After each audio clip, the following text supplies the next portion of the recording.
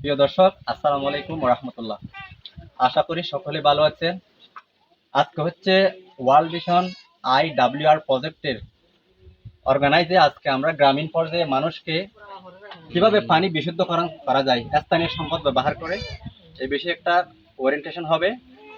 তো এই প্রোগ্রামটা সাকসেস করার জন্য আমাদের বেশ কিছু উপাদান প্রয়োজন। এখানে আমাদের তিনটা হচ্ছে পাত্র লাগবে। আর তুমি একটু দেখে আসো, এগুলো একটু দেখাও। তারপরে লাগবে হচ্ছে মাটির যে কঙ্কর বা কুয়া।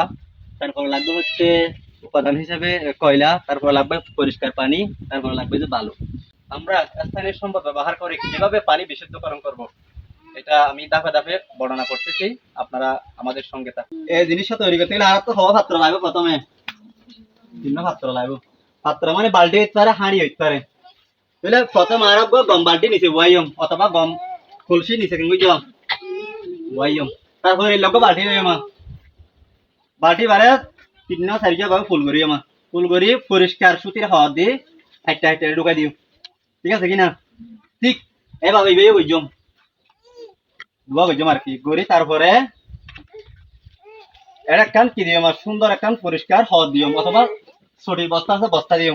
বালতি দুনুমাত আই দি খেয়াল করা আর যে বালু লইয়া মনে সুন্দর দি ফেলা করিও, পরিষ্কার করে ফেলা করিব। আর বালু কি দিস না।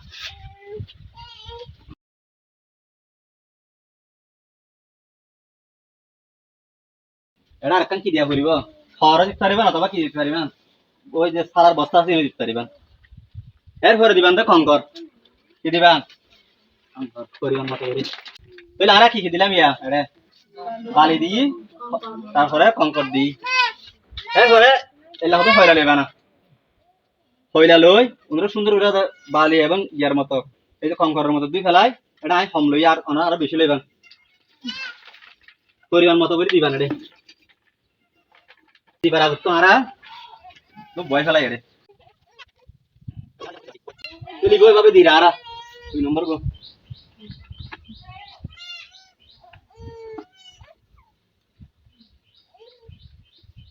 তাহলে আর মোটামুটি ফিল্টার তৈরি শেষ।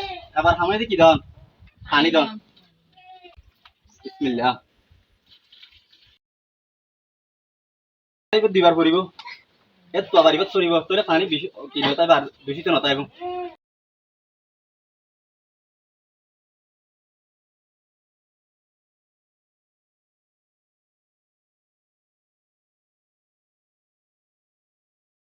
প্রিয় দর্শক, আমি কিরকম দেখাইছি জানি না, কিন্তু আমি অভিজ্ঞ নয়। তারপরেও আমি চেষ্টা করেছি আমার সর্বোচ্চ দেওয়ার জন্য।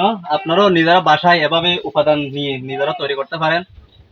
আর আমাদের স্থানীয় সম্পদ যেগুলো সেগুলোর যথাযথ ব্যবহার হবে এবং আমরা নিরাপদ পানি ব্যবহার করতে পারবো। সবাইকে ধন্যবাদ আমার সাথে থাকার জন্য।